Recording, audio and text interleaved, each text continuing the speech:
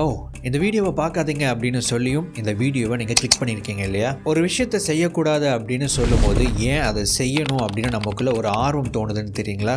அதுக்கு பேர் தான் ரிவர்ஸ் சைக்காலஜி. இந்த தலைகீழ் உளவியல் அப்படிங்கிற இந்த விதியை பயன்படுத்தி உங்களுடைய மதிப்பை அதிகரிக்கிறது எப்படி அப்படிங்கிறத நாம் தெரிஞ்சுக்க போகிறோம். அது மட்டும் இல்லை, இந்த ரிவர்ஸ் சைக்காலஜி எப்படி வேலை செய்யுது அப்படிங்கிறதையும் நம்ம தெரிஞ்சுக்க போகிறோம். சரி, இந்த ரிவர்ஸ் சைக்காலஜி எப்படி வேலை செய்யுது? ஒரு விஷயத்தை செய்யாதே அப்படின்னு சொல்லும்போது அதை செய்யணுங்கிற எண்ணம் நமக்குள்ளே ஏன் எழுது? ஒரு சின்ன குழந்தை இருக்குது, அந்த குழந்தைகிட்ட போயிட்டு இந்த பாரு நிறையா சாக்லேட் சாப்பிடக்கூடாது அப்படின்னு நம்ம சொல்லுவோம்.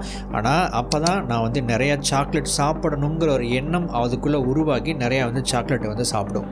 இதுக்கான காரணம் என்ன அப்படின்னா, நீங்கள் ஒரு விஷயத்தை செய்யாதீங்க அப்படின்னு உங்ககிட்ட சொல்லும்போது உங்களுடைய சுதந்திரத்தை யாரோ ஒருத்தங்க பறிக்கிற மாதிரியான ஒரு உணர்வு உங்களுக்குள்ளே ஏற்படுது. ஸோ திரும்ப உங்களுடைய சுதந்திரத்தை அடையணும் அப்படிங்கிறதுக்காக அதற்கு எதிராக நீங்கள் ரியாக்ட் பண்ணுறீங்க. அதுதான் ரிவர்ஸ் சைக்காலஜி. சரி, இந்த ரிவர்ஸ் சைக்காலஜியை உங்களுடைய மதிப்பை அதிகரிக்கிறதுக்கும் மற்றவங்க மேலே நீங்கள் நினைக்கிற ஒரு முடிவை எடுக்க வைக்கிறதுக்கும் எப்படி பயன்படுத்த போகிறோம் அப்படிங்கிற ஒரு 6 முக்கியமான ஐடியாஸை பார்க்க இருக்கிறோம்.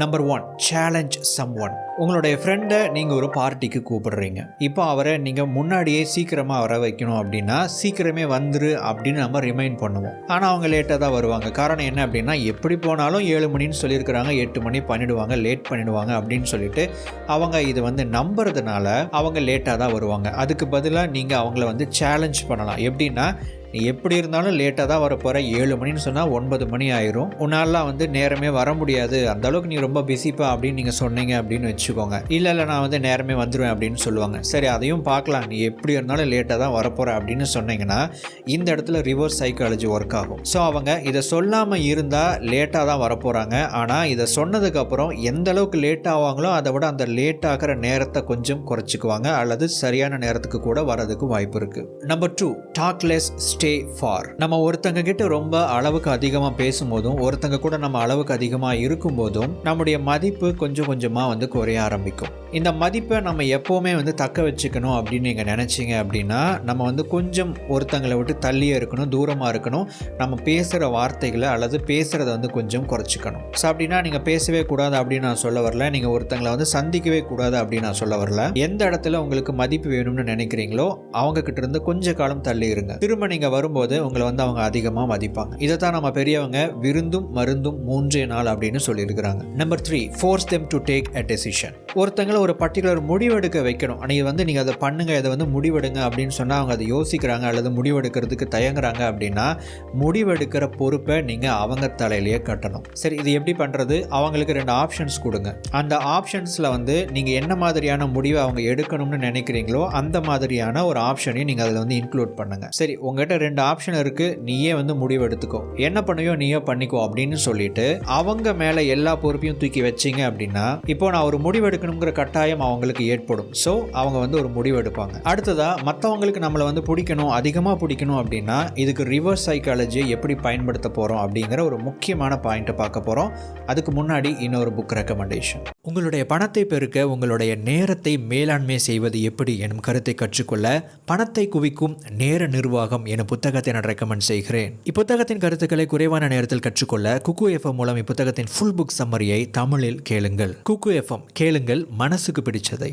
குக்கு எஃப்எம் பிளே ஸ்டோரில் 4.5 ஸ்டார் ரேட்டிங் வாங்கிய app, 10,000 hours of audio content இருக்கிற தரமான ஆப். இதில் பல்வேறு audio books and book summaries இருக்கு.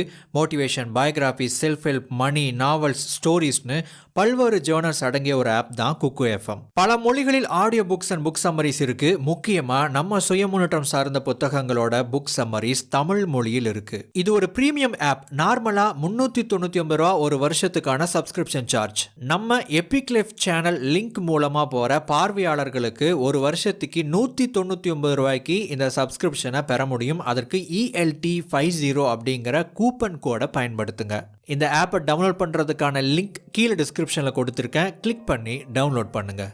இப்போ நம்பர் 4, கிரியேட் ஸ்கார்சிட்டி. பற்றாக்குறையை ஏற்படுத்துங்கள். இப்போ நீங்கள் சில கடைகளில் வந்து பார்த்தீங்க அப்படின்னா லிமிட்டெட் டைம் ஆஃபர் அப்படின்னு சொல்லிட்டு போட்டிருப்பாங்க. 5 நாட்குள்ளே இந்த பொருளெல்லாம் வந்து விற்று தீந்துடும், அல்லது 5 நாட்குள்ளே இந்த விலை இருக்கும், அதுக்கப்புறம் விலை அதிகமாகிடும் அப்படின்னு சொல்லிட்டு இந்த லிமிட்டெட் டைம் ஆஃபர் அப்படின்னு ஒரு விஷயத்தை உருவாக்குவாங்க. இது எதற்காக அப்படின்னா ஒரு விதமான பற்றாக்குறையை கிரியேட் பண்ணுறதுக்காக. அதாவது ஒரு பொருள் குறைவாக இருக்குது அப்படிங்கிற பட்சத்தில் அந்த பொருளை நம்ம வாங்கணுங்கிற எண்ணம் நமக்குள்ளே அதிகரிக்கும். ஸோ அந்த கவுண்ட் டவுன் செட் பண்ணுறதோ அல்லது பர்டிகுலர் டைமுக்குள்ளே ஒரு விஷயத்தை நீங்கள் வாங்கணும் அப்படின்னு சொல்கிறதோ அல்லது லிமிட்டெட் டைம் ஆஃபர் அப்படின்னு சொல்கிறதோ இது எல்லாமே ஒரு விதமான பற்றாக்குறையை ஏற்படுத்துறதுக்காக தான். இந்த டெக்னிக்கை நீங்கள் ஏதாவது ஒரு சேல்ஸில் நீங்கள் அப்ளை பண்ணி பார்க்கலாம். நீங்கள் ஏதாவது ஒரு விஷயத்தை விற்கக்கூடிய ஒரு நபர் அப்படின்னா இந்த டெக்னிக்கை நீங்கள் பயன்படுத்தலாம். Number 5, pratfall effect. நம்மளை மற்றவங்களுக்கு பிடிக்கிற மாதிரி நம்ம நடந்துக்கணும் அப்படின்னு சொல்லிட்டு நம்ம என்ன பண்ணுவோம், ரொம்ப பர்ஃபெக்டாக இருக்கிற மாதிரி நம்ம முயற்சி பண்ணுவோம். அதாவது நம்ம பர்ஃபெக்டாக ட்ரெஸ் பண்ணுறது, பர்ஃபெக்டாக பேசணும் அப்படிங்கிறதுக்காக அளந்து பேசுறது, இந்த மாதிரியான விஷயங்கள் எல்லாம் நம்ம பண்ணுவோம். ஆனால் நம்ம ரொம்ப பர்ஃபெக்டாக இருந்தோம் அப்படின்னா அது வந்து நம்ம மேலே ஒரு மிகப்பெரிய ஒரு அட்ராக்ஷனை க்ரியேட் பண்ணாது. நம்மக்கிட்டையும் சில குறைகள் இருக்குது அப்படிங்கிறத மற்றவங்க பார்க்கணும். ஸோ நம்ம ரொம்ப பர்ஃபெக்டாக இருக்கிறதுக்கு பதிலாக நம்முடைய குறைகளை நம்ம வந்து வெளிப்படுத்தணும். அப்படின்னா நம்ம வந்து தவறு செய்யணும் அப்படின்னு அர்த்தம் கிடையாது. நம்ம செய்யக்கூடிய தவறுகளை நம்ம ஒத்துக்கணும். நாமளும் வந்து குறையுள்ள மனிதர்கள் தான் அப்படின்னு சொல்லிட்டு முதல்ல நம்மளை நாம ஏற்றுக்கிட்டு ஆமாம் என்கிட்ட இந்த ஒரு இம்பர்ஃபெக்ஷன் இருக்குது அப்படின்னு சொல்லிட்டு நீங்கள் அதை எக்ஸ்பிரஸ் பண்ணீங்க அப்படின்னா அது உங்களுடைய ஒரு பிளாக் பாயிண்ட்டாக பிளாக் மார்க்காக இருந்தாலும் கூட மற்றவங்களுக்கு உங்களை பிடிக்கிற மாதிரியான மற்ற அம்சங்கள் இருக்கும் பட்சத்தில் அந்த குறைகளை அவங்க பெருசுப்படுத்த மாட்டாங்க.